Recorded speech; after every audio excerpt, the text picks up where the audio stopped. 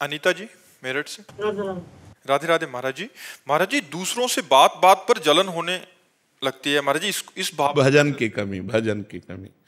अंतःकरण बहुत हल्का हो चुका है, मलिन हो चुका है, इसलिए क्षणे रुष्टा क्षणे तुष्टा, रुष्टा तुष्टा क्षणे क्षणे, क्षण में नाराज क्षण में प्रसन्न, ये बहुत हल्के अंतःकरण की बात है। अंतःकरण मलिन हो चुका है, इसको पावन करो, खूब नाम जप करो, भगवान की कथा सुनो, भगवान नाम कीर्तन करो। जब हृदय शीतल रहता है तो बड़ी बड़ी बुरी बातें भी कोई कह जाए तो मुस्कुराए, अरे बोल रहा, अपनी मस्ती में चल देते हैं। इतना बेईमान मन है कि छोटी छोटी बातों में तुम्हें जलाने लगेगा, छोटी छोटी बातों में। अगर इसको संभालो ना तो छोटी छोटी बातों में तुम्हें परेशान कर देगा। और जब इसे भजन करवा लो ना तो कोई धक्का मार दे, गाली दे दे, अपमान कर दे, निंदा कर दे, तो भी उपेक्षा हो जाती है। अरे ये उसकी मति है, ये उसका विचार है, उसकी भावना है, और अपने मन को तुरंत संभालते हैं। तो मन को संभालने के लिए नाम जप, सत्संग और शास्त्रों का स्वाध्याय अत्यंत आवश्यक है। जब तक अध्यात्म नहीं होगा तब तक मन को नहीं संभाला जा सकता है। मनु जी कानपुर से। श्री हरिवंश महाराज। श्री हरिवंश महाराज जी। महाराज जी, आप कह रहे हैं कि आप कुछ जने आए हैं और एक ही ऑफिस में काम करते हैं, ऑफिस में भगवत में वातावरण रहे इसके लिए पूरा प्रयास रहता है नाम जप करने का। महाराज जी, कारोबार में आसक्ति हटाने का एवं ऑफिस से जो प्रपंच होता है महाराज जी, उससे बचने का क्या उपाय है महाराज जी? आसक्ति हटानी नहीं है, कारोबार से आसक्ति हटानी नहीं, उसे पूजा समझना है। आसक्ति हटा देंगे तो कारोबार नहीं हो पाएगा। और कार्य जब हम भगवान की पूजा, जैसे हम आपसे कहें जाओ आप हमारे लिए दिल्ली जाओ और दिल्ली से आप अमुक चीज़ खरीद करके लाओ, तो आप बड़े उत्साहित होकर जाएंगे। आपसे कोई पूछेगा कि आप दिल्ली जा रहे हैं, प्रपंच है, तो आपको प्रपंच, ठाकुर सेवा, महाराज ने बोला है ठाकुर जी के लिए मैं जा रहा हूँ, ठाकुर जी के लिए कहा, तो आपको कितना भी कष्ट मिले आप प्रपंच में घुस करके वो काम करके आनंदित रहेंगे। क्यों? क्योंकि आपको लग रहा है कि संत ने आदेश किया, भगवंत सेवा है। तो बस यही बात मान लो, ऑफिस भगवान की पूजा है। जो हम समाज की सेवा कर रहे हैं, जिस भी डिपार्टमेंट में हो आप, वो समाज के लिए ही है। समाज की सेवा भगवान की सेवा है। हमारी ऑफिस पूजा गृह है। हम अपनी ऑफिस में ईमानदारी से समाज के प्रति कैसे उनको सुख मिले, इस भाव का बर्ताव रखते हुए हम कोई व्यसन न करें, शराब न पिएं, मांस न खाएं, गंदे आचरण न करें, बेईमानी न करें, तो वही पूजा आपको भगवत प्राप्ति करा देगी। देखो, खास बात समझो, श्री रैदास जी महाराज अपना ही कार्य करते थे। कठौता बड़ा सा था, उसी में चमड़े को धोना, उसी से अपना कार्य करते थे। बड़े बड़े योगियों को परास्त कर दिया कठौते के पानी से, बड़े बड़े योगियों को क्यों? राम राम राम। जो भी कार्य कर रहे हैं वो भगवान का नाम जप करते हुए कर रहे हैं। तो बड़े बड़े योगियों को चमत्कार के द्वारा परास्त कर दिया उसी कठौते के जल से, क्योंकि बस निरंतर नाम जप और अपने कुल का कर्तव्य कर्म, अपना कर्तव्य कर्म पूजा मानकर। जैसे सदन जी कसाई थे, मांस काट के बेचते थे, पशुओं की हत्या नहीं करते थे, कसाई वाड़े से मांस ले आते थे, कुल परंपरा का था, और नाम जप करते। इतने सिद्ध संत हुए कि उनकी गाथा गाई गई है। तो हमारा जो कर्म है उसे हम ईमानदारी से यदि करें तो वो पूजा हो जाएगा, और नाम जप कर रहे हैं तो इसी से हमें भगवत प्राप्ति हो जाएगी। हमको आसक्ति नहीं छोड़नी, क्योंकि अगर हम अपने कर्म में आसक्ति नहीं करेंगे, एकाग्रता नहीं करेंगे, तो कर्म पूरा नहीं होगा। जब हमें आपसे मतलब है नहीं तो कैसे पूरा हो जाएगा? हमें मतलब है, क्योंकि ये हमारी पूजा है। हम इसको बड़े मनोयोग से करेंगे, एकाग्रता से करेंगे, और उसका परिणाम चाहेंगे कि समाज को सुख मिले, और उसका परिणाम चाहेंगे कि भगवान प्रसन्न हो। यही हमारे जीवन का लक्ष्य है। समझ पा रहे हैं आप? सृष्टि शर्मा जी हिमाचल से। राधे राधे महाराज जी। महाराज जी, आपके श्रीमुख से भी और साधकों के साक्षात्कार जब सोशल मीडिया पे सुने तो सुना कि राधा केली कुंज में काफी साधक ऐसे हैं जो पदों पे, अच्छे परिवार, नौकरी, धन दौलत, उन्हें अचानक से संन्यास मार्ग मिल गया। गुरुदेव, मैं ये पूछना चाहती हूँ कि क्या ये उनके पूर्व जन्म का भजन था, या इनको मार्ग मिला, या गुरुदेव और श्री जी की उन पर संग दोष, संग दोष। नारद सिख जे सुनय नर नारी, अवश्य भवंत जी होए भिखारी। समझ में आया? प्रेमानंद का संग दोष। प्रेमानंद का संग दोष लग गया उनको, तो नौकरी पेशा सब छोड़ करके और वो बाबा जी बन गए। तो संग का रंग चढ़ता है, ये संग का प्रभाव होता है, संत संग का प्रभाव होता है। ये नए नए बच्चे एक थोड़ी हैं, हमें लगता है 1500 होंगे सफ़ेद और पीले सब लगा करके, और सब नौजवान हैं, 20-22 से लेके 40 के अंतर्गत ही सब है। सब अपने अपने सतमार्ग में लगे हुए हैं, सब अपने अपने कार्य में लगे हुए हैं, सत्संग सुनकर अपने अपने आचरणों को सुधारते हुए भगवान के मार्ग में लगे। ये संत समागम का प्रभाव होता है, साधु संग का प्रभाव होता है। जैसे बहुत से लोग हमारे दीक्षित नहीं हैं, लेकिन वो अपने आचरण सुधार रहे हैं, शराब छोड़ दिए, मांस छोड़ दिए, गंदी बातें छोड़ दी, तो वो शिष्य बने या ना बने, लेकिन साधु समागम का प्रभाव उनका कल्याण कर रहा है, उनका मंगल कर रहा है। तो ये प्रभाव प्रारब्ध से नहीं होता, संत समागम प्रारब्ध से नहीं होता। जब द्रवहि दीन दयालु राघव तो साधु संगति पाइए। जब भगवान कृपा करते हैं, जब द्रवित होते हैं, तब संतों का संग मिलता है। ये पुण्य से नहीं मिलता है, ये प्रारब्ध से नहीं मिलता है। हाँ, अब मोहि भा भरोसा हनुमंता, बिनु हरि कृपा मिले नहीं संता। जब भगवान कृपा करते हैं तब संत समागम मिलता है, और जब संत समागम मिलता है तो उसका रंग चढ़ जाता है, और उसका रंग चढ़ेगा चढ़ेगा, पक्का चढ़ेगा। ऐसा कोई नहीं है कि रंग बरस रहा हो और वो अछूता चला जाए। जैसे काजर की कोठरी में कैसो भी सयान हो जाए, दाग लागी है पै लागी है पै लागी है, ऐसे ही साधु समागम में कितना भी नीच पुरुष चला जाए, उसका मंगल होगा, मंगल होगा, मंगल होगा, पक्का मंगल होगा। कुछ न कुछ उसका सुधार शुरू हो जाएगा। जिस दिन से साधु संगति मिलेगी उस दिन से उसकी मति गति परिवर्तित होनी शुरू हो जाएगी। जी। ज्योति शर्मा जी मेरठ से। महाराज जी, भक्ति करके भगवत प्राप्ति जीवन का लक्ष्य होना चाहिए या भक्ति जीवन को सरल बनाने का साधन समझना चाहिए? नहीं, साधन सरल बनाने का नहीं है। सरलता तो एक गुण है भक्ति का, संपूर्ण भक्ति सरलता थोड़ी। सरलता तो भक्ति का एक गुण है। ऐसे शास्त्रों गुण प्रकट करके भगवान को अधीन कर ले, उसे भक्ति कहते हैं। सुमिर पवन सुत पावन नामू, अपने बस कर राखे रामू। प्रेमाधीन भगवान भक्त के पीछे पीछे डोलते हैं, वो भक्ति के सामर्थ्य। केवल सरलता ये तो एक सद्गुण है। शांति, निर्भयता, क्या क्या सद्गुणों का भंडार है भक्ति। जो भगवान को अधीन कर ले उसे भक्ति कहते हैं। भगवान का नाम प्रेमाधीन है। भक्ताधीन मना पूज्यो, भगवान भक्त के अधीन है। भगवान भक्त की मन की बात पूर्ण करने वाले हैं। तो भक्ति तो बड़ी सामर्थ्यशाली वस्तु है बच्चा। उसमें केवल एक सरलता ही नहीं है, उसमें तो अपार सद्गुण है जो भगवान को लुभायमान करके भक्ति के पीछे पीछे, जहाँ जहाँ मेरा भक्त चरण रखे वहाँ वहाँ रखूँ हाथ, पीछे पीछे मैं फिरूं, कभी न छाड़ूं साथ। अनुब्रजाम्य हम नित्यम पुरे अत्यंगुरेणुमी। मैं भक्तों की चरण रज मेरे ऊपर पड़ जाए इसलिए मैं पीछे पीछे घूमता हूं, भगवान कहते। लेकिन कौन भक्त? निरपेक्षम मुनिम शांतम निर्वैरम समदर्शनम अनुब्रजाम्य हम नित्यम पुरे अत्यंगुरेणु भी। जो निरपेक्ष हैं, किसी से कोई अपेक्षा नहीं रखते, जो किसी के आगे हाथ नहीं फैलाते। भक्त कभी किसी से पैसा नहीं मांगेगा। अगर वो पैसा या अपनी किसी बात की फीस लेता है तो वो भक्त नहीं है, वो व्यापारी है। हम भगवान की चर्चा कर रहे हैं, अगर इसकी फीस ले रहे हैं तो हम व्यापार कर रहे हैं, भक्ति नहीं कर रहे। भक्ति सबका, जैसे हमारे भगवान ऐसे आपके भगवान। हम भगवान की चर्चा कर रहे हैं, यही हमें आनंद मिल रहा है। ये हमारा सौभाग्य कि आप सुनने के लिए आए हैं। यही हमारी फीस है कि आप बैठकर सुनिए और सुनकर अपने आचरणों में उतारिए और आप भी भगवान के बनिए। तो भगवान के चरणारविंद की जो आसक्ति, जो भक्ति है, वो कभी बिकती नहीं है। अगर जहाँ बेचा जाता है तो भक्ति नहीं होती। भक्ति का स्वरूप क्या? निरपेक्षम, कोई चाह नहीं। जिसकी कोई चाह नहीं, अगर चाह रखता है तो भक्त नहीं। जिसकी चाह मिट गई, चाह मिटी, चिंता मिटी, मनुआ बेपरवाह, जिनको कछु न चाहिए वो साहन के साह। वो सहनसाह भक्त होता है जिसकी चाह जा ही न चाहिए कबों कछु। तुम सन सहज सने बसो निरंतर तासुर सो राउर निजगे। निरपेक्षम, किसी की अपेक्षा नहीं। और मुनिम, हर समय जो मंत्र का मनन करता रहता है, शास्त्रों का मनन करता रहता है। शांतम, चाहे अपमान की स्थिति हो या सम्मान की स्थिति हो, जो शांत रहता है, किसी भी परिस्थिति में अशांत नहीं रहता।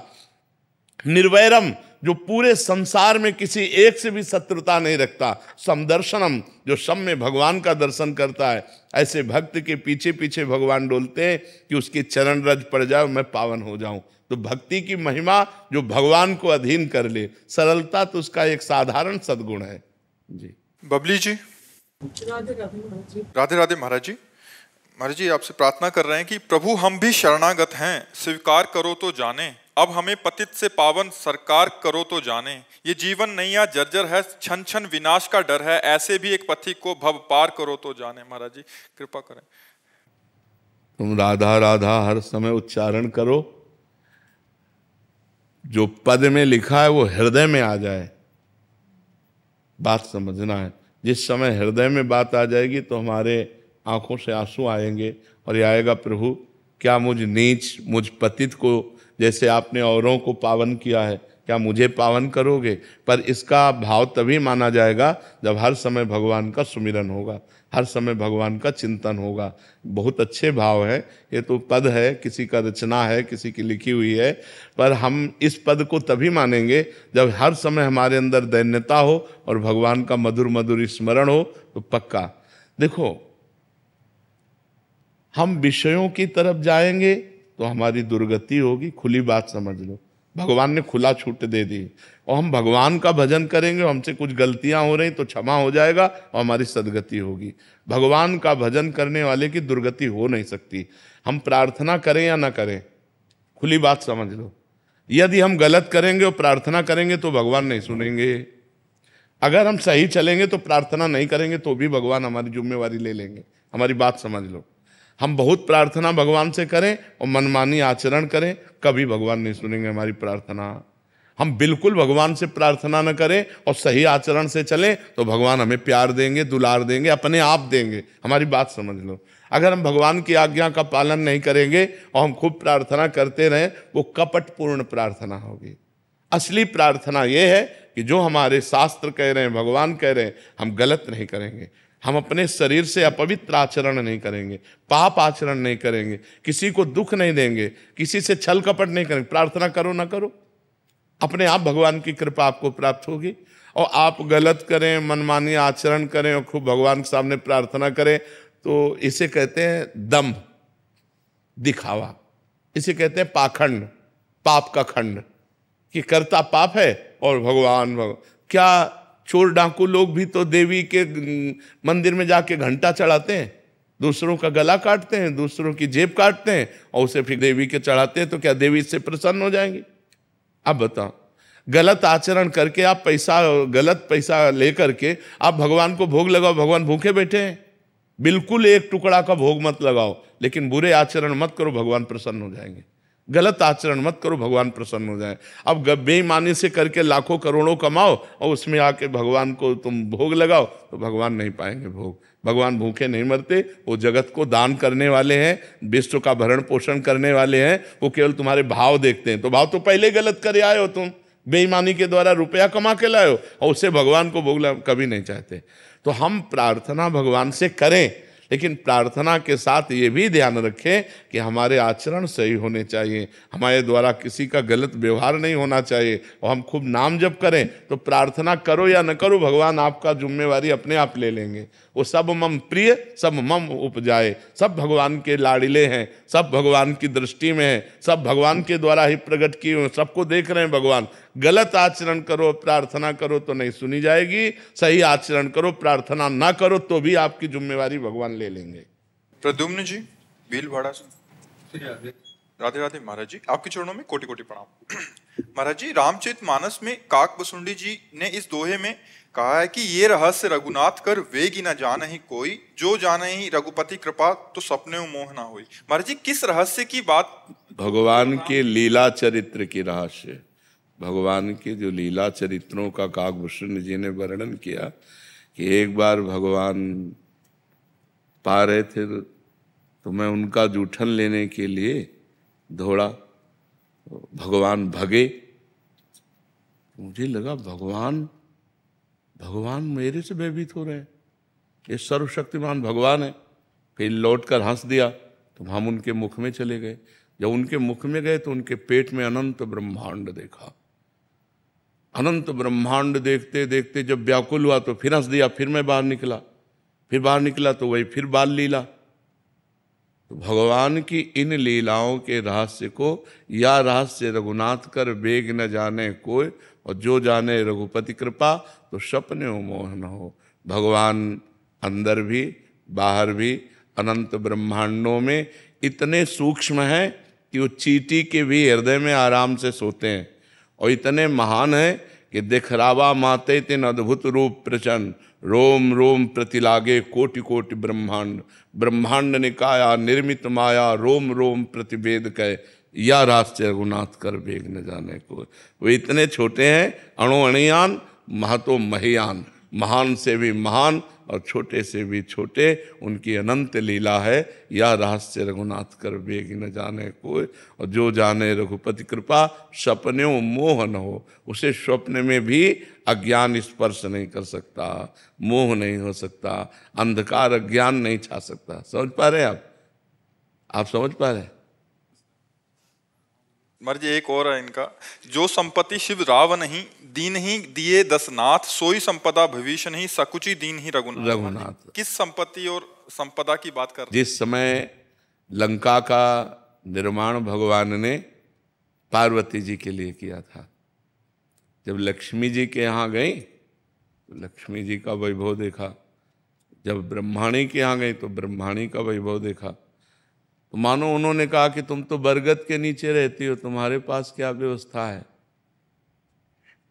भगवान ने लंका का निर्माण किया, स्वर्णिम लंका का। उस स्वर्णिम लंका को पार्वती जी ने देखा, पर कहा कि हमें जो आपके साथ वटवृक्ष के नीचे रहने में अच्छा लगता है। तो रावण ने भगवान शिव को प्रसन्न करने के लिए कई बार अपने सर काट करके उनके चरणों में अर्पित किए।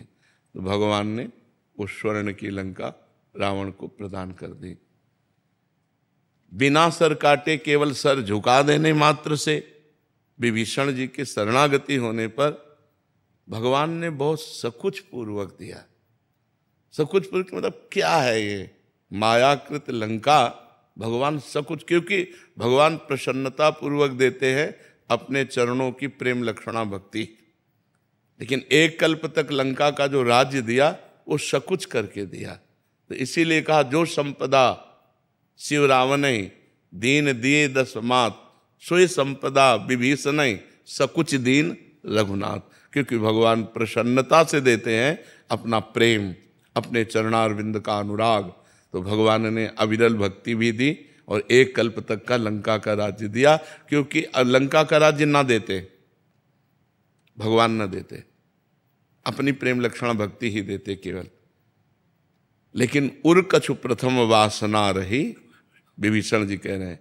जब भगवान के समीप विभीषण जी पहुंचते हैं तो भगवान ने कहा लाओ समुद्र का जल लाओ, और लंकेश कहकर, तो उन्होंने कहा प्रभु मुझे ये नहीं चाहिए, मुझे आपके चरणों का प्रेम चाहिए। तो भगवान ने प्रश्नवाचक चिन्ह से देखा तो बोले हाँ, उर कछु प्रथम वासना रही। जब लात मारा था विभीषण जी को रावण ने, तो विभीषण जी ने उसी समय संकल्प किया था कि मैं भगवान की शरण में जाकर तेरा विनाश कराऊंगा और इसी लंकाधिपति के सिंहासन पर मैं बैठूंगा। तो उर कछु प्रथम वासना रही, प्रभु पद प्रीति सरित शोभहि। अब आपके चरणों का दर्शन किया तो आपके चरणों की प्रेम सरिता में मेरी वासना बह गई। प्रभु भगवान ने कहा नहीं, जो प्रथम वासना रही पहले उसको लो, और जो अविरल भक्ति की बात है वो भी तुम्हें प्रदान करते हैं। तो बात समझ में आई आपके? विष्णु दास जी दिल्ली से। राधे राधे महाराज जी। महाराज जी, जैसे बताया जाता है कि भक्ति करने के लिए भक्तों के सानिध्य चाहिए, वैसे ही महाराज जी अगर त्रुटिवश हमसे भक्तों की निंदा का अपराध हो जाए तो उस अपराध को कैसे? हाँ, उन्हीं भक्त से विनय करो जिनसे हो गया है, और भगवान से विनय करो। ऐसे भगवान नहीं क्षमा करते, भक्त ही क्षमा करते हैं। क्योंकि जब दुर्वासा जी के द्वारा अम्बरीश जी का अपराध बन गया तो भगवान शंकर के पास कैलाश में गए, टिकने नहीं दिया। ब्रह्मा जी के पास गए तो उनका नहीं, तुमने हरिदास का अपमान किया इसलिए भगवान हरि ही तुम्हें क्षमा कर सकते हैं। वो हरि की शरण में गए तो हरि ने भी नहीं क्षमा किया। भगवान ने कहा अहम भक्त पराधीनो अस्वतंत्र इव द्विज, मैं अस्वतंत्र हूं, परम स्वतंत्र। भगवान क्या कह रहे हैं, इस समय मैं परतंत्र हूं, मैं स्वतंत्र नहीं हूं। अहम भक्त पराधीनो, मैं भक्त के अधीन हूं। ये सुदर्शन चक्र मेरा है, पर मेरे कहने से शांत नहीं होगा। जब तक अम्बरीश जी नहीं कहेंगे तब तक ये शांत होने वाला नहीं। इसलिए जाओ अम्बरीश जी के चरणों में पड़ो और वो क्षमा कर दें तो अपराध क्षमा हो सकता है। तो भक्तन निंदा अति बुरी, भूल करे जिन कोय, किए सुकृत बहुजन्म के, क्षण में डारे खोए। एक क्षण में बहुत जन्मों के पुण्य तपस्या साधना सबको भस्म कर देगा भक्त निंदा। इसलिए भक्त निंदा तो करना ही नहीं चाहिए। यदि भूल से किसी की भक्त निंदा बन गई तो उसी भक्त के चरण पकड़ो जिसकी निंदा हुई है, वही क्षमा कर दे तो निंदा का अपराध नहीं। ये सारे सुकृत चाट जाएगा। और साधु अवज्ञा तुरत भवानी, कर कल्याण अखिल के हानि। अखिल कल्याण का नाश करके भारी विपत्ति में डाल देगा अगर भक्त निंदा हो गई। इसलिए भक्तन निंदा अति बुरी। वैसे तो किसी की भी निंदा नहीं करनी चाहिए, पर निंदा के केते आवत नहीं कछु हाथ, मूर्ख पर्वत पाप को ले चल अपने साथ। जो दूसरों की निंदा करते हैं उनका संत संभ श्रीपद अपवादा। जो भगवान शंकर की निंदा, भक्त की निंदा, हरि की निंदा, इनकी भारी दुर्गति होती है। इसलिए ये अपराध तो करना ही नहीं चाहिए। अगर भूल से हो गया है तो अगर वो भक्त जिंदा है तो उनके चरण पकड़ कर मनाओ, यदि जिंदा नहीं तो उनके लिए आसन डालो और उनकी छवि रखो और उनसे प्रार्थना करो कि मुझे क्षमा करो, वो क्षमा कर दें। और अगर सामने जाने की हिम्मत ना हो तो नहीं जाना चाहिए। सामने नहीं जाओगे तो नरक जाने की हिम्मत बना लो। अगर सामने जाने की हिम्मत नहीं तो नरक जाओ। वो गाली दें, मारेंगे, क्षमा कर देंगे।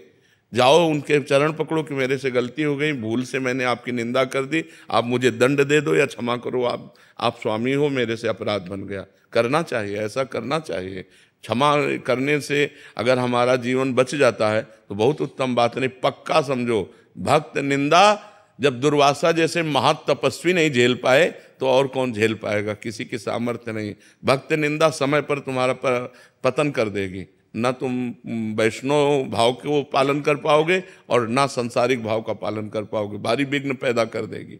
शरीर में अस्वस्थता, बाहर विपत्ति झेल नहीं पाओगे। इसलिए वैष्णव निंदा करने का कभी साहस न करे, और अगर भूल से हो गई तो उससे क्षमा याचना कर ले। राजेंद्र कुमार पोदार जी, कोलकाता से। राधे राधे महाराज जी। महाराज जी, पिछले 2.5 साल से मैं आपके द्वारा दिए गए प्रवचन का श्रवण करता हूँ। यूट्यूब के माध्यम से एकांतिक वार्तालाप सभी कार्यक्रमों में सम्मिलित होता हूँ। मन से निरंतर नाम जब भी अधिक से अधिक करने का प्रयास कर रहा हूँ। पिछले कुछ दिनों से मन महाराज जी भयभीत सा है, क्योंकि श्री सेवक वाणी के 9वें प्रकरण श्री हित अकृपा जब प्रकरण पढ़ा तो महाराज जी उसमें महसूस हुआ कि मतलब जो लक्षण इसमें वर्णन किए हैं वो सारे के सारे मेरे अंदर हैं महाराज जी। अब लगने लगा है कि अहंकारी हूँ, दम्भी हूँ। पहले लगता था कि आनंद रस की वृद्धि हो रही है, अब हृदय पवित्र हो रहा है। सही पूछो तो अब हृदय पवित्र हो रहा है। जब अपने में दोष दर्शन होने लगे तो भगवान की विशेष कृपा समझनी चाहिए, और इसी दोष दर्शन को लेकर हम भगवान से आर्त भाव पुकारते हैं कि प्रभु क्या मुझ जैसे नीच अहंकारी का भी आपके चरणों में आश्रय हो जाएगा। जब तक अपने को लगता है कि मैं भगवान के प्राप्त करने का अधिकारी हूँ तब तक वो अहंकारी है, वो भगवान की प्राप्त करने का अधिकारी नहीं है। और जब ये लगने लगता है कि मुझ जैसा नीच, मुझ जैसा अहंकारी क्या भगवान को प्राप्त करने लायक है, कदापि नहीं, तो वो भगवान को प्राप्त करने लायक बन जाता है। जैसे एक प्रसंग हम सुनाते हैं महाप्रभु चैतन्य देव का। जब महाप्रभु चैतन्य देव का यश प्रकट हुआ तो एक फलाहार रहते थे, पूरे भारत की नदियों का भ्रमण किए हुए थे। तो उनको लगा कि जब महाप्रभु चैतन्य देव के पास जाऊंगा तो मैं फलाहार करता हूँ, मैं पवित्र तीर्थों का भ्रमण किए हूँ, तो मुझे दौड़कर आलिंगन करेंगे। लेकिन उल्टा हुआ। जब महाप्रभु का कीर्तन चल रहा था और वो पहुँचे तो महाप्रभु ने कीर्तन बंद कर दिया और कहा कौन ऐसा आ गया शुष्क पुरुष जिससे हमारा भाव शुष्क हो रहा है। तो वही संत जी आए थे, बोले निकालो इनको, हटाओ यहाँ से। जब उनको निकाल दिया तब वो एकांत में जाकर रोने लगे, प्रभु आपका अवतार दीन और पतितों को पावन करने के लिए है। मुझ जैसे दीन और पतित को प्रभु अगर आप त्याग देंगे तो मैं कहाँ जाऊँगा। बस महाप्रभु दौड़े और उनको गले लगा लिया। बात समझे? जब अहंकार था कि मैं फलाहारी और तीर्थयाटन करने वाला हूं, तो तिरस्कार करके उस अहंकार को दूर किया, क्योंकि महापुरुष के पास जाने से जीव का कल्याण निश्चित होना चाहिए। और जब उनको ये आया कि मैं पतित, मैं नीच, मैं अधम, तो महाप्रभु ने गले से लगा लिया। तो ऐसे ही हमारे अंदर जब ये वास्तविक बात आता है, वास्तविक हम देखते हैं कि ओहो मेरे अंदर तो अहंकार है, मेरे अंदर तो ये दोष है, तो हम भगवान की विशेष कृपा के पात्र बन जाते हैं, क्योंकि हमारे अंदर ये दैन्यता आ जाती है कि मैं किसी योग्य नहीं हूँ। और जिसको ये अहंकार आ जाता है मैं योग्य हूँ, वो वास्तविक भगवान के योग्य नहीं। और जिसको ये आ जाता है मैं पतित हूँ, मैं नीच हूँ, तो बात फिर बन जाती है। तो अब सही पूछो तो आपके भजन की बात बन रही है, यही आपको रुलाएगी, यही बात आपको रुलाएगी। आपको एकांत में बैठकर भगवान के सामने रोना आएगा कि प्रभु क्या मुझ जैसे अहंकारी को भी आपके चरणों में शरण मिल सकेगी? प्रभु क्या मुझ जैसे पतित दीनहीन को भी आप कृपा करेंगे? प्रभु आप स्वीकार। अब आ गई भक्ति का रंग आ गया।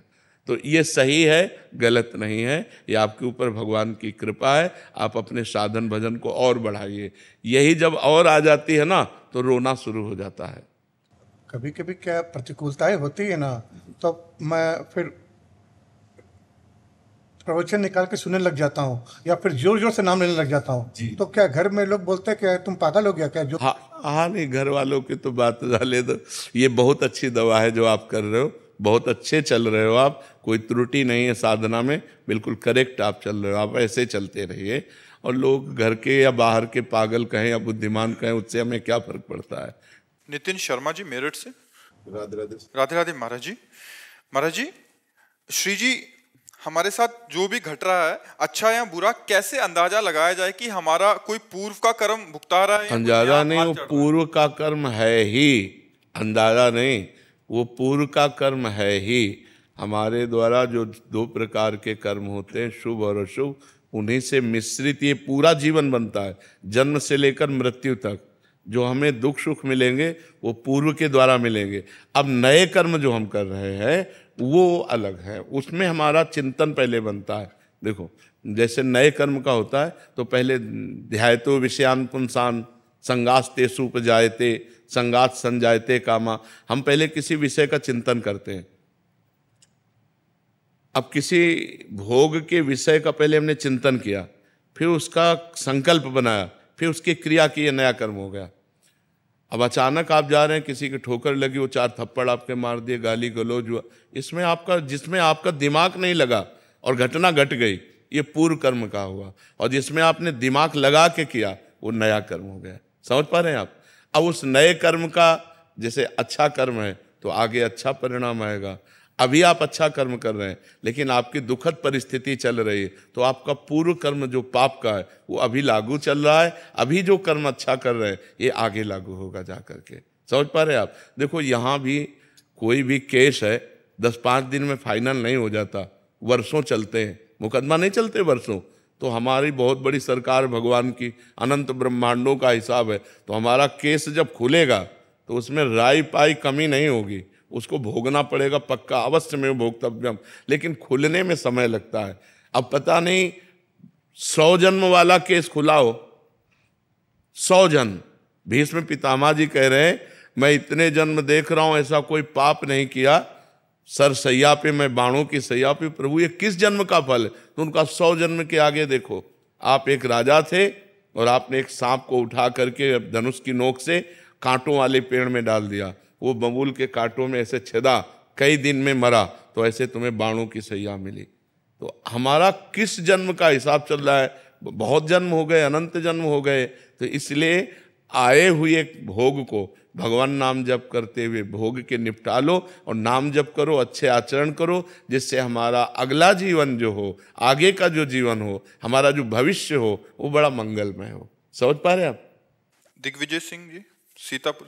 महाराज जी राधे राधे। महाराज जी, महाराज जी मन अशांत रहता है, बार बार भोगों की तरफ ही ले जाता है, और अब भोगों की तरफ उसकी हिम्मत भी नहीं कि चल पाए, क्योंकि हर समय आप खड़े रहते हैं जब राधा नाम लेता हूँ। महाराज जी, नाम और भोग दोनों के बीच में पिसने के कारण कभी नाम छूटता है, फिर कभी भोग में मन लगता है। महाराज जी ऐसे ये प्रारंभ में ऐसी दशा रहती है, हर साधक की रहती है, क्योंकि पूर्व जन्मों का हमारा जो भोगाकर्षण है, जो भोग संयोग है, वो हमको खींचता है। जो नवीन विषयों को भोगने की इच्छा होती है उसे कामना कहते हैं, और जो भोगे हुए विषयों को भोगने की इच्छा होती है उसे तृष्णा कहते हैं। तो कामना को तो बुद्धि के द्वारा हम मिटा सकते हैं, लेकिन तृष्णा बार बार हमको जलाती रहती है। तो जब हम नाम जप करते हैं तो कभी भविष्य की चिंता, कभी भूत की बीती हुई बातें, कभी नवीन कामना भोगने की इच्छा, और कभी भोगे हुए भोगों की तृष्णा, ये हमारे अंदर आती है। तो हमको क्या करना चाहिए कि नाम में डटे रहना चाहिए। तो नाम इन सबको नष्ट कर देगा, हमें विश्वास रखना चाहिए। जैसे को नाम छोड़िएगा नहीं, अगर नाम छोड़ देंगे तब तो वो घसीट ले जाएंगे, कामना, तृष्णा, वासना, ये हमको पतित कर देंगे। और यदि नाम हमारे पास है तो वो नष्ट हो जाएंगी, वो घसीट नहीं सकती। तो इसलिए उपासक को चाहिए कि उधर की तरफ ध्यान न दे। जब मन, वासना, कामना इन चिंतनों में हमें फंसाना चाहता हो, उस समय हमको राधा राधा राधा राधा राधा राधा राधा। अभी जहाँ बैठे हैं एक साधक बैठे थे, उन्होंने कहा जब ऐसा होता है तो मैं जोर जोर से कहता हूँ राधा राधा राधा, तो घर वाले लोग एकदम आ जाते हो, कहते पागल हो क्या चिल्ला बैठे। बोले हमारी तो समस्या है, हम अंदर की समस्या को हटाने के लिए, लेकिन घर वाले लोग आ जाते, क्या हुआ, राधा राधा राधा राधा आप इतनी जोर से बोले। तो लोग कुछ भी कहें, जब अंदर हम फंस रहे हों तो उस समय एक ही उपाय, जोर जोर से पुकारे राधा राधा राधा। तो आप देखो तुरंत शांति मिलेगी, तुरंत आपका हृदय बदलेगा, क्योंकि नाम में बड़ी सामर्थ्य है। अच्छा, मन में कैसे जपें उस समय, क्योंकि मन तो गंदा हो रहा है, गंदे विचार ला रहा है, तो उस समय में जोर से शुरू कर दें राधा राधा राधा राधा राधा राधा राधा, तो हम उससे बच जाएंगे। और सोचता महाराज जी दोनों चीजें, अगर नाम छूट जाता तो बहुत चिंता होती कि नाम छूट गया, और उधर जब होता है तो फिर उसके लिए बड़ी चिंता, मतलब दोनों इतना चिंता आपस में पीस रहे हैं कि बहुत। बस ये इसी स्थिति से जहाँ निकल जाओगे तो आनंद मिल जाएगा। अब ये स्थिति कितने दिन आपकी बनी रह सकती है, आप जितना अधिक नाम जप करेंगे उतनी जल्दी से स्थिति से निकल जाएंगे। ये आपकी स्थिति नहीं है, ये हर साधक की स्थिति है। जैसे साधक चलता है तो भोग छोड़ने की चेष्टा करता है, भगवान को पकड़ने की चेष्टा करता है। महाराज जी ने भोग तो कर ही नहीं सकता, क्योंकि आप राइफल लिए बिल्कुल सामने कि भोग की तरफ जा ही नहीं सकता, भोग तो खत्म। कभी कभी कार्य व्यस्तता है तो नाम छूट जाते हैं कार्यों में। हाँ, तो उन कार्यों को भगवान को समर्पित कर दे। 2 घंटे काम किए तो बीच बीच में राधा राधा स्मरण करके उन कार्यों को भी भगवान को समर्पित कर दे, तो वो भी भजन हो जाए। तो आप चिंता न करो, आप बहुत सही चल रहे हो, आप बहुत सही चल रहे हो। बस चलते रहो तो इस स्थिति को क्रॉस कर जाओगे। जहाँ इस स्थिति को क्रॉस किए तो सामने मधुर मधुर झांकी और नाम चल रहा है, तो फिर हृदय द्रवित हो जाएगा, हृदय आनंदित हो जाएगा, विषय चिंतन खत्म हो जाएगा। आप चलते रहिए चुपचाप। आप हाँ बहुत सही चल रहे हो, तभी ऐसा है आप। हाँ, अंदर ही अंदर मन जहाँ निर्मल हुआ ना, तो आनंद की धारा आ जाएगी बिल्कुल, और हानि तो होनी नहीं। जितना नाम जप कर लिया है तुम्हारा मंगल किए बिना छोड़ेगा नहीं, पक्का समझ लो। तुम्हारा आगे मंगल ही मंगल है, आनंद ही आनंद है। इस जन्म में जिस कर्म से शरीर बना है वो हो सकता है दंड आ जाए, हो सकता है शरीर में रोग, जैसे तो हमारा कर्म आ गया ना, अब वो हमारी किडनी को फेल कर दिया। तो इस शरीर का निर्माण शुभ और अशुभ कर्म से हुआ, लेकिन इस जन्म के जो हमारे कर्म है वो हमारा श्री जी से मिला के मंगलमय आनंद। ऐसी स्थिति में भी भगवान की चर्चा हो रही, भगवान का आनंद हो रहा है। तो इसलिए बहुत आनंद का विषय, घाटे का विषय नहीं, मंगल ही मंगल होना है। नाम जपत मंगल दिशि दशहु, 10 दिशाओं में मंगल होना है। अब लोक परलोक कहीं भी जाओ आनंद ही होना है, अब कोई पतन नहीं होना। नामे भक्ता प्रणश्यति, मेरे भक्त का पतन नहीं हो सकता।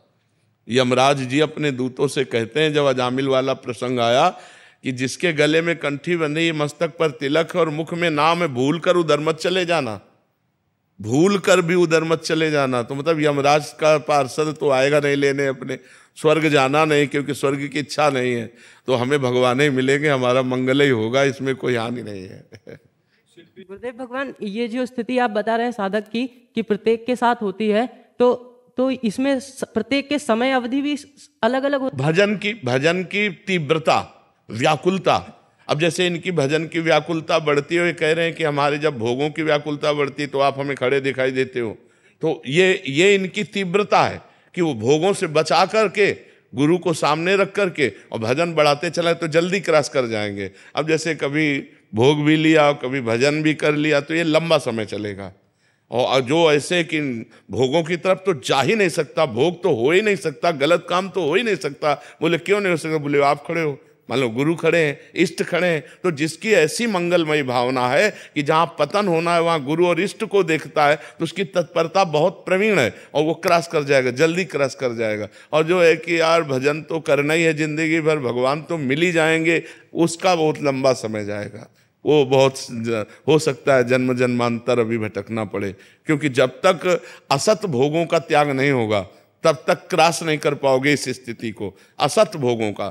अब जैसे गृहस्थ है, काम सताए, अपनी पत्नी से मिल लिए तो ये इनके भजन में बाधा नहीं पहुंचाएगी, लेकिन पराई माताओं बहनों की तरफ से गंदी दृष्टि बिल्कुल बंद कर दे तो क्रॉस कर जाएगा। समझ पा रहे हैं? जैसे आपकी अवस्था है तो आप ब्रह्मचर्य से रहिए, आप कोई गलती मत कीजिए, खूब नाम जप कीजिए, तो आप क्रॉस कर जाएंगे। और ये हो सकता है कि वर्ष में क्रॉस करें, 2 वर्ष में क्रॉस करें, 10 वर्ष में क्रॉस करें। आपका भजन शैली कितनी है इसको तो आप ही समझ सकते हैं ना, या भगवान समझ सकते हैं। अब बाहर से तो नहीं जाना जा सकता कौन साधक कितना भजन कर रहा है अंदर, वो तो गणना वाला भजन थोड़ी होता है। भजन का तात्पर्य होता है वृत्ति का चिंतन होना, तुम्हारी वृत्ति भगवदाकार होनी चाहिए, तुम्हारा अंदर का चिंतन प्रभु से होना चाहिए। समझ पाए ना? शिल्पी यादव जी। राधे राधे राधे राधे महाराज जी। महाराज जी, आप कह रहे हैं आप एक खेल कूद के उसमें हैं, 9 साल से गेम खेल रहे हैं, गेम के बदौलत उनकी नौकरी लगी, नेशनल और इंटरनेशनल लेवल पे खेलने का मौका मिला महाराज जी। पर जब से आपको सुनने लगे हैं तब से खेल में अरुचि से होने लगी है, मन भक्ति में ज्यादा लगने लग गया है महाराज जी। लेकिन ऐसा नहीं है, ऐसा नहीं है। भक्ति हम जिस डिपार्टमेंट में होते हैं उसी में सच्चा बनाती है। हम एक सच्चे खिलाड़ी बने, भगवान का नाम जप करते हुए हम एक सच्चे अच्छे खिलाड़ी बने।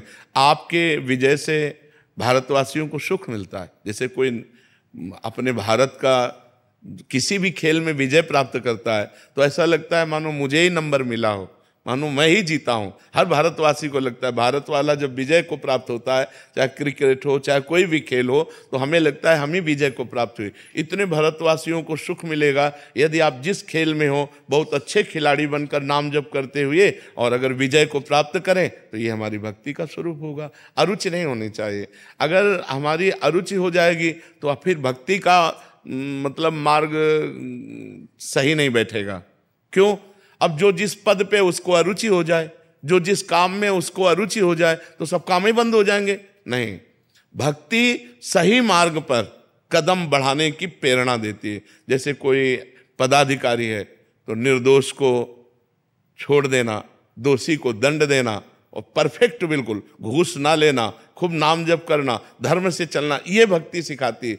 नहीं तो चक्रवर्ती सम्राट अम्बरीश जी कैसे भजन करते, महाज्ञानी जनक जी कैसे भजन करते, विभीषण जी कैसे भजन करते, ये सब बड़े बड़े चक्रवर्ती राजा हुए, राजा होते हुए भी भजन कर रहे हैं और अपने राजपद का संचालन कर रहे हैं। तो हमें लगता है बच्चा अपनी रुचि को खेल में रखिए और नाम जप कीजिए, सत्संग सुनिए और जिस खेल में हो उस खेल का अभ्यास रोज कीजिए जिससे आपका अवसर आने पर विजय प्राप्त हो। मर जी, भक्ति के साथ खेल खेलने पे हमें क्या लाभ मिलेगा? मतलब जो भक्ति करते हुए, हाँ, तो भक्ति से भगवान की प्राप्ति होगी, खेल करने से जगत के भोग और यश और सम्मान प्राप्त होगा। जो जागतिक उन्नति है वो भी होगी। ई परलोक सकल सुख पावत मेरी सो भैया कृष्ण गुण संचु, इस लोक में भी सुखी रहोगे और परलोक में भी भगवत प्राप्ति और आनंद मिलेगा। कभी द्वंदात्मक स्थितियां आ जाती हैं कि मतलब खेल में हार मिल गई तो उसमें हाँ, कोई बात नहीं, यही भक्ति सिखाती है। सुख दुखे समय कृत्वा लाभा लाभो जया जय। यदि हम हार गए हैं तो हमारे अभ्यास में कमी है, उससे सामने वाले ने अभ्यास श्रेष्ठ किया है, अगली बार हम अभ्यास श्रेष्ठ करेंगे, उसको पछाड़ेंगे। हम उदास होकर निराश होकर नहीं बैठ जाएंगे, हम अपने अभ्यास को और बढ़ाएंगे और अभ्यास बढ़ाकर सामने वाले को पछाड़। बल भी भक्ति से मिलेगा, नाम से, हाँ, नाम जप से मिलेगा, भक्ति से मिलेगा। सुदेश पांडे जी। राधे राधे महाराज जी। महाराज जी, पूर्व में आपके मुखारविंद से सुनी वह दिव्य प्रेरणा की यदि भागवत जी का मूल संस्कृत में 18,000 श्लोकों सहित पाठ किया जाए तो उससे जीवात्मा जो गई है उसका जीवन उत्थान होगा। महाराज जी कह रहे हैं कि वो किया इन्होंने माता पिता की सदकेतु हेतु। महाराज जी अब कह रहे हैं कि इनकी प्रार्थना है कि क्या इस यज्ञ के उपरांत मुझे अपने माता पिता को वैदिक विधि से पितृपक्ष आदि में तर्पण अर्पित करने की आवश्यकता है, या भागवत जी का महाप्रयाण कर लिया तो पूर्ण? वैसे उनका काम तो हो गया, विश्वास से कीजिए। पर भगवान को माता पिता मानकर जब पितृपक्ष आवे तो श्राद्ध और तर्पण करना ही चाहिए। गृहस्थ को श्राद्ध और तर्पण आदि करना चाहिए, क्योंकि भगवान ही तुम्हें माता च पिता तुम्हें बंधुश्च सखा तुम्हें, तो एक पुण्य कार्य होता है, वो कोई अमंगल कार्य तो है नहीं, तो मुझे करना ही चाहिए। वो जब भगवत स्वरूप जहाँ भी होंगे उनका मंगल और भी होगा। और नहीं मंगल की बात रही तो हमारे भगवान माता पिता हैं, हम उनके लिए पितृ तर्पण कर रहे हैं। जैसे बड़े बड़े भीष्मादि महापुरुषों ने ये सब कार्यक्रम किए हैं, तो भगवान भी स्वयं श्राद्ध तर्पण आदि किए अपने माता पिता परिवार पूर्वजों के लिए। तो हमारे जो पितर हैं, बहुत से पितर है ना, हम कुल परंपरागत पितर हैं, उन सबके लिए तर्पण करना चाहिए, उन सबको श्राद्ध देना चाहिए। ये एक पुण्य कर्म है, इसको छोड़ना नहीं चाहिए। हाँ, सन्यास ले ले तो छोड़ देना चाहिए, लेकिन गृहस्थ में है तो जरूर करना चाहिए। जब श्राद्ध पक्ष आवे तो जरूर करना चाहिए। जी अमन जी, जिंद हरियाणा से। राधे राधे महाराज जी। गुरु जी, ये मन सभी के सामने तो इंद्रियों पर संयम का दिखावा करता है, परंतु एकांत में ठीक इससे उल्टा हो जाता है महाराज जी। इससे हाँ, वैसे कहा भी गया है, जिस साधक का एकांत पवित्र है वही साधक है। नेत्रों के सामने, समाज के सामने सब होश में रहते हैं, लेकिन सही होश उसका माना जाता है जो एकांत में होश में रहता है। एकांत में जब मन चंचल हो तभी हम साधन का बल प्रयोग करें, जो भजन बल है उसी समय तो नाम जप करें। हम एकांत में खाली न रहें, जब तक नींद ना जाए तब तक हमें खाली नहीं रहना। कोई ग्रंथ रख लें जिसका हम अवलोकन करें, संख्या रख लें जो नाम जप करें, या सत्संग रख लें, सत्संग सुने। हम खाली बैठेंगे तो हमारा मन तुरंत एकांत में हावी हो जाएगा और कोई न कोई हमसे पाप कर्म करवा बैठेगा या पाप चिंतन करवा बैठेगा। तो इसलिए बहुत सावधान रहना चाहिए। एकांत में मोबाइल रहता है, कोई गंदी बात न देखें, हम सत्संग सुने या शास्त्र स्वाध्याय करें या नाम जप करें। और नींद जब आ जाएगी तो अपने आप आ जाएगी, उसमें परेशानी नहीं है। नींद जो 4 घंटे 5 घंटे लेनी है, वो उसके अलावा हमें सावधान होकर समय काटना है। खास समय एकांत का, और जब खास समय सोने जा रहे हैं उस समय तो और बिल्कुल सावधान होकर, बिल्कुल नामाकार वृत्ति करके। जैसे अब अपने लोग सोते हैं ना, तो सोने नहीं जाते, ध्यानस्थ होते हैं। लेट गए और एकदम परमात्मा में ध्यान, अब कब सो गए पता नहीं, फिर जब जगे तो फिर उसी ध्यान में बैठ गए। पहले सबसे पहले बस नाम जप। तो एकांत को संभालना होगा, ये आपका ही नहीं सबका है। एकांत सबका गंदा हो जाता है। यदि चतुर सुजान साधक नहीं है तो एकांत में गंदगी कर ही बैठता है। और जिसका एकांत गंदा है उसकी साधना ठीक नहीं है। जिसका एकांत पवित्र है वही वास्तविक संत है, वही साधु है, वही साधक है, वही महात्मा है।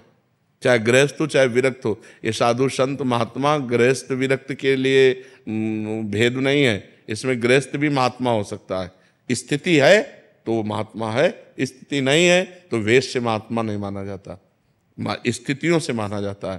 तो हमें लगता है कि हमें एकांत में ज़्यादा सावधान रहना चाहिए, क्योंकि एकांत पाकर मन कच्चे साधकों का, सच्चे साधकों का तो एकांत पाते ही वो तो एकदम डूबेगा भगवान में। एकांत पाते ही तो बिल्कुल मन ऐसे उल्लसित होकर भगवान में डूबेगा कि एक मतलब इतना एकांत प्रिय हो जाता है कि घड़ी का सेल का जो आवाज़ आती है ना, टक टक, मान लो कमरा शांत है तो अभी आपको घड़ी की आवाज़ सुनाई देगी, टक टक टक। जैसे अब डूबने में वो भी तो फिर उसको हटाना पड़ता है कि हटाओ। एकांत में वो बहिर्मुख भोगों का चिंतन या बहिर्मुख बातें, जो कच्चे साधक हैं, अभी जो प्राथमिक स्थिति के साधक हैं, उनका जो छलांग लगा चुके हैं आध्यात्मिक, उनका तो एकदम एकांत होते और एकदम शांत परमात्मा में डूब गया। और जिसका अभी विषय रस भोगने की लालसा बनी हुई है उसको बहुत परास्त कर देता, बड़ी दुर्दशा कर देता है। एकांत में नाना प्रकार के कुकृत्य करवा देता है। जहाँ एकांत हुआ तो वहाँ वो हावी हो जाता है। इसलिए उस समय बहुत सावधान रहना चाहिए। ये 4 बातें याद कर ले: नाम जप, शास्त्र स्वाध्याय, सत्संग और सद्विचार। इनके द्वारा हम एकांत को व्यतीत करें। एकांत में ये जरूर लागू करें।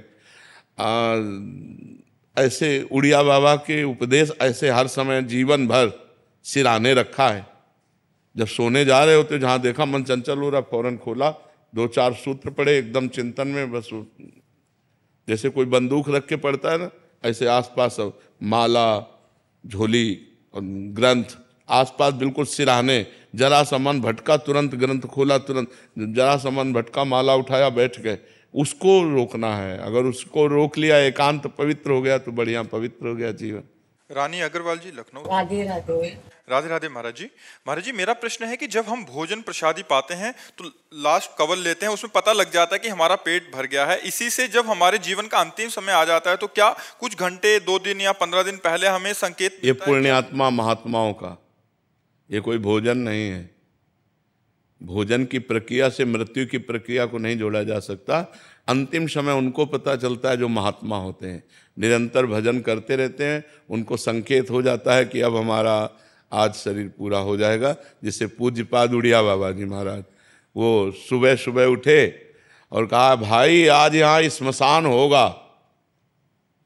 तो कोई समझ ही नहीं पा रहा था कि मतलब क्या, और बस जाकर के प्रवचन किया 2 श्लोकों का कि जिसका जन्म निश्चित है उसकी मृत्यु निश्चित है, आत्मा का ना जन्म है ना मृत्यु है। तो कोई समझ नहीं पा रहा था कि मतलब क्या है इन श्लोकों का।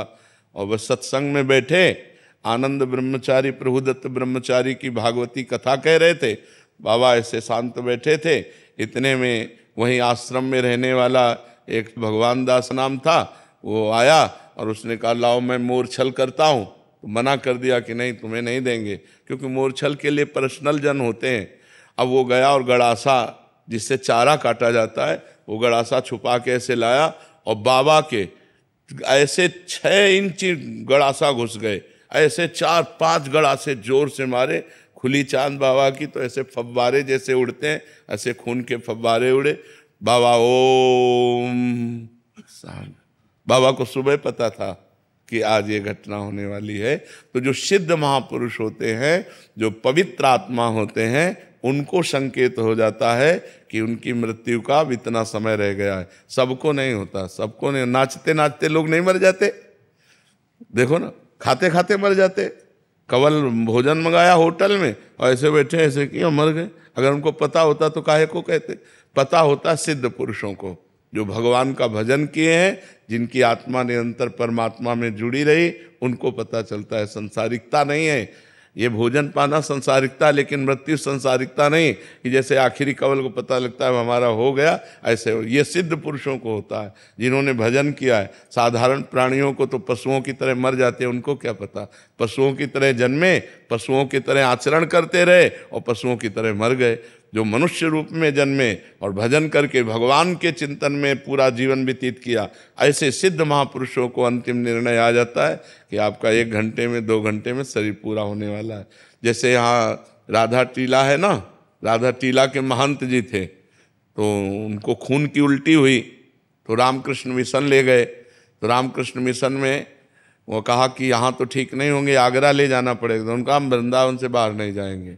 आए, रात अपने यहाँ कुटिया में व्यतीत की। सुबह कहा जल्दी करो, जल्दी ठाकुर जी को स्नान कराओ, जल्दी ठाकुर जी को भोग लगाओ और प्रसाद लाओ, चरणामृत लाओ और सब बैठो। कुंज बिहारी श्री हरिदास, कुंज बिहारी श्री। उनको सुबह पता हो गया कि आज मेरा शरीर छूटेगा। तो पहले सब पूरी, जैसे भाई जी से हनुमान प्रसाद पोद्दार जी, सबको बुलाया, सबको बुला के कहा हमसे जो कोई मन वचन कर्म से गलती हुई हो सब क्षमा करना। आज हम प्रिया प्रीतम के यहाँ जा रहे हैं। और ऐसे जैसे कोई बारात नहीं जाती, ऐसे सब भीड़ लगी हुई है और सबसे हाथ जोड़कर ऐसे पर। ये सिद्ध पुरुष जो भगवान का भजन करते हैं, भगवान को प्राप्त होते हैं, ऐसे महापुरुषों को पता होता है कि हमारा कब शरीर छूटने वाला है। अन्यथा अज्ञानी जीवों को नहीं पता होता है। अपनी मृत्यु के समय को आगे टाल भी सकते। क्यों टाल सकें? क्योंकि जोई जोई प्यारो करे सोई मोहि भावे। वो अपनी इच्छा रहित महापुरुष है। इच्छा रहित महापुरुष क्यों इच्छा करेंगे? अंतिम समय क्यों अपनी बात बिगाड़ेंगे? इच्छा करना अपनी बात बिगाड़ना है। जोई जोई प्यारो करे सोई मोहि भावे। प्यारे की इच्छा बुला रहे हैं तो मेरी इच्छा क्यों हो जाए कि मैं यहाँ रहूं? प्यारे बुला रहे हैं तो दौड़ के जाऊंगा, तो वो तो अपने शरीर को छोड़कर, शरीर से प्यार थोड़ी होता है। योग साधन में योगी जन तो महाराज जी आपने एक बार सुनाया था कि वो 1400 चांगदेव जी। नहीं, ये भगवत प्रेमी जन थोड़ी हैं। प्रेमी जनों का मार्ग अलग है, योगी जन। हाँ, योगी जनों का अलग है। वो जी सकते हैं, लेकिन वो क्या क्या थे?